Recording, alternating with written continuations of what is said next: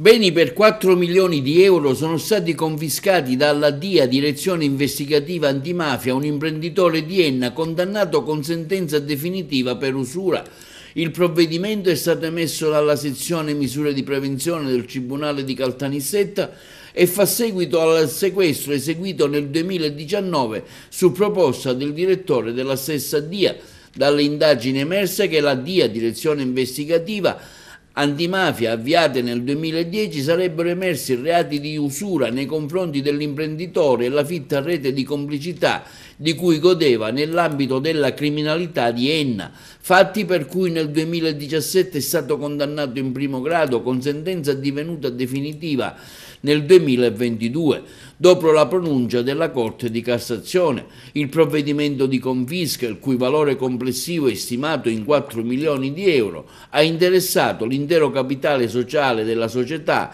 le quote di partecipazione in diverse aziende, tra questi un bar-ristorante situato all'interno del centro commerciale outlet di Agira, imprese operanti nei settori dell'estrazione di inerti, della produzione di calcestruzzo, della costruzione di edifici residenziali, del commercio di apparecchiature telefoniche, della gestione di sale giochi e della ristorazione. La confisca riguarda anche ben 14 beni immobili, tra i quali spiccano una villa con piscina a Nissoria in provincia di Enna, diversi terreni dell'area commerciale di Catania, nonché numerosi rapporti bancari e polizze assicurative varie.